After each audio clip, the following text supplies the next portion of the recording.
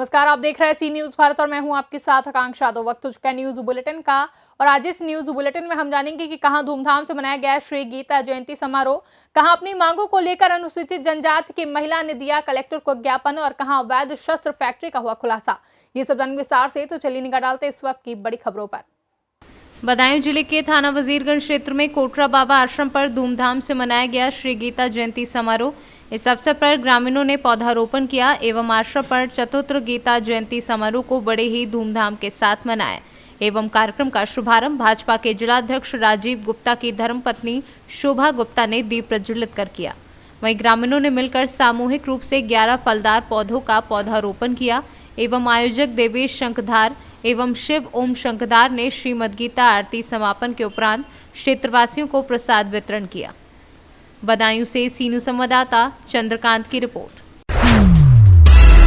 मामला कांकेर जिला के अंतर्गत कोयली बेड़ा विकासखंड के गोविंदपुर पंचायत का है, जहां सरपंच का उपचुनाव होना है, जो कि पहले अनुसूचित जनजाति महिला के लिए आरक्षित था, परंतु 2021 में हुए अपवर्जन में गोविंदपुर पंचायत को सामान्य कर दिया गया, जिसको लेकर गोविंदपुर पंचायत के मीना उइके, जो कि अनुसूचित जनजाति महिला हैं, जिसमें मीना उइके द्वारा कलेक्टर को ज्ञापन के माध्यम से पुराने अपवर्जन को निरस्त कर नए अपवर्जन की मांग की गई है। क्या नाम है आपका?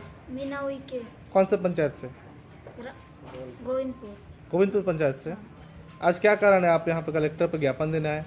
पुराना अपवर्जित का उसको निरस्त कर नया अपवर्जन का बनाना चाहते हैं। नया अपवर्जन बनाना चाहते हैं। जब अपवर्जन हुआ था तो आपका नाम वहाँ दाखिल किया गया था? नहीं किया था। क्या बोले थे सचिव वहाँ पे? नहीं बनाऊंगा बोले। सचिव नहीं बनाऊंगा बोले। कितने बार गए थे सचिव के पास? 4-5 बार गई थी, नहीं बोले। क्या मांग रखते आप, क्या चाहते हो? मैं बनाना चाहती हूँ। क्या मांग रखते आप, क्या चाहते हैं आप? पुराना अपवर्जन को निरस्त कर नया अपवर्जन बनाना चाहती हूँ। नया अपवर्जन बनाना चाहते हैं। छत्तीसगढ़ से सीनू संवाददाता शुभो पाइक की रिपोर्ट। जनपद कासगंज में पुलिस को बड़ी सफलता हाथ लगी है, जहां पुलिस ने गंगा की कटरी में चल रही अवैध शस्त्र फैक्ट्री का भांडाफोड़ करते हुए 2 लोगों को शस्त्र बनाते हुए गिरफ्तार किया है। मौके से बड़ी संख्या में बने और अधबने शस्त्रों सहित शस्त्र बनाने के उपकरण भी पुलिस ने बरामद किए हैं। पकड़ी गई है, क्या मामला है? देखिए, लगातार चलते हुए अपराधियों के खिलाफ के अभियान में मेरे द्वारा टीमों का गठन किया जा रहा है। प्रत्येक थाना क्षेत्र में इलिसिट लिकर, इलीगल जो वेपन्स है उस पर कार्रवाई हेतु टीमों का गठन किया जा रहा है। कल जो है ग्राम नरदौली जो पड़ता है सिकंदरपुर वैश एरिया में, वहाँ पे एक अवैध असलाह की फैक्ट्री चलने की सूचना पुलिस को प्राप्त हुई थी, जिसमें मौके पे जो है वो एसओजी टीम और थाने की पुलिस द्वारा दबिश दी गई।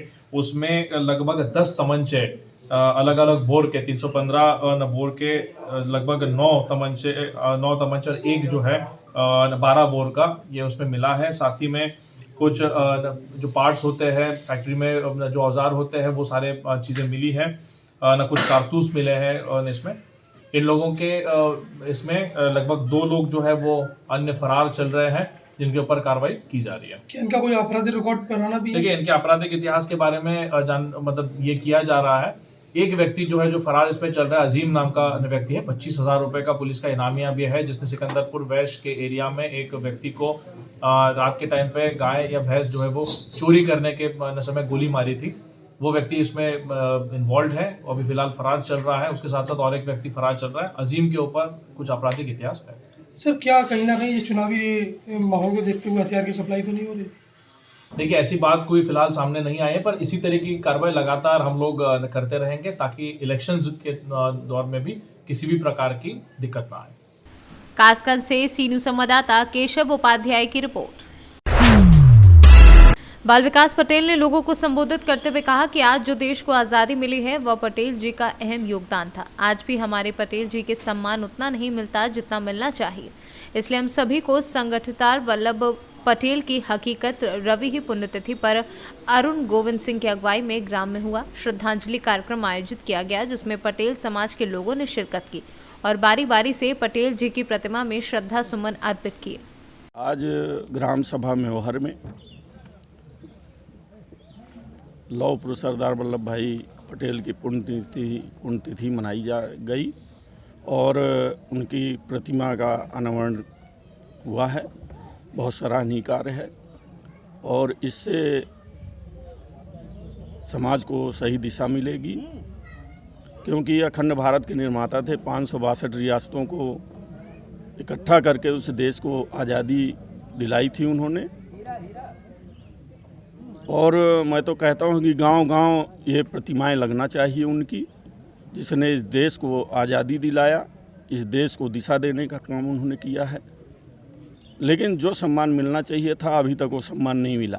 सर, आप अभी अपने संबोधन में बोले कि राष्ट्रीय छुट्टी और राष्ट्रीय स्मारक पटेल जी की नहीं बनाए, इसमें आप क्या कहना चाहेंगे? क्या देखिए, हमारी तो देखिए, मैं 9 से 14 सांसद था, तब भी मैं लोकसभा में इस बात को उठाने का काम किया कि एक औरंगजेब जहां उनका रहने का स्थान था उसको राष्ट्रीय स्मारक के रूप में घोषित कर देना चाहिए था, और राष्ट्रीय छुट्टी आज तक नहीं घोषित हुई है।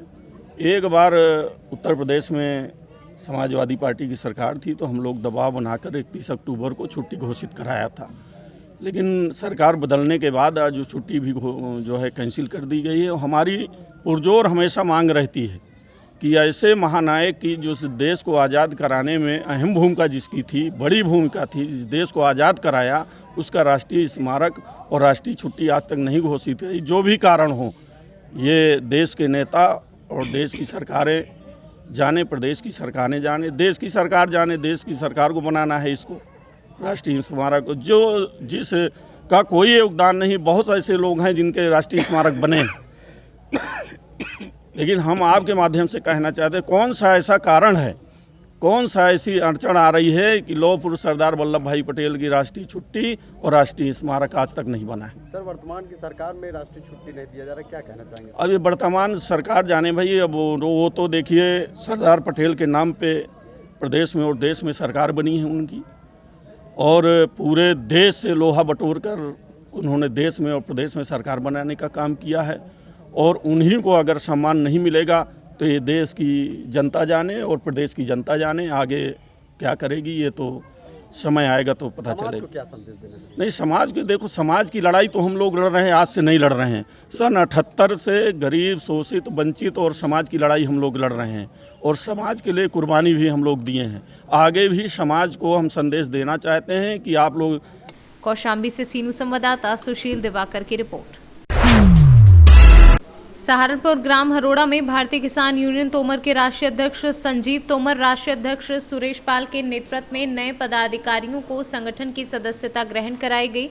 आज के कार्यक्रम को लेकर हाईवे पर किसान नेताओं ने राष्ट्रीय अध्यक्ष का स्वागत किया। संजीव तोमर ने कहा कि भारतीय किसान यूनियन तोमर संगठन किसानों के हित की लड़ाई लड़ता है।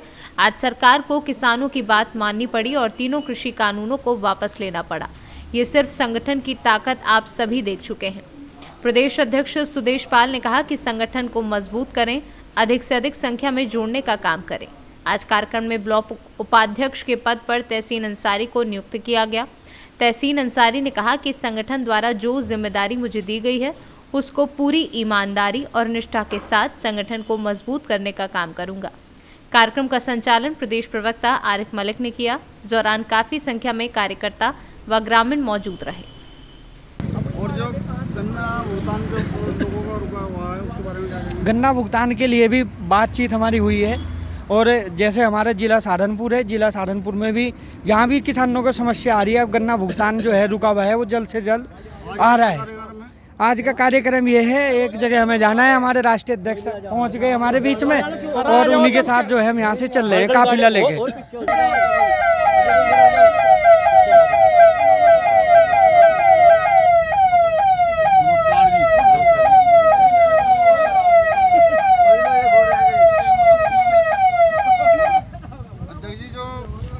मांगे सरकार ने मांग ली है, उस बारे में आगे क्या कहेंगे?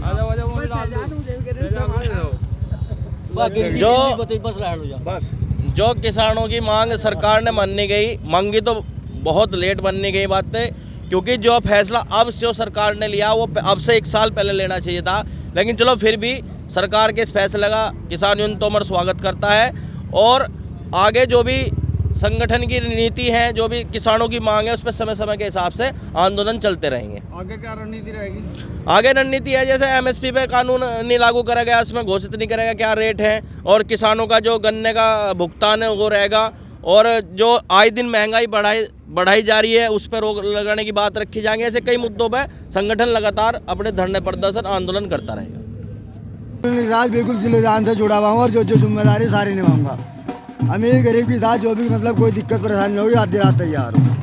आज क्या पद दिया गया तुम्हें? आज क्या पद दिया गया? जो बोलोगे देश कैसा लग रहा? बढ़िया लगा ये, बहुत अच्छा लगा। भारतीय किसान यूनियन तोमर एक नारा बुलवा दो। हाँ नारा बुलवा दो।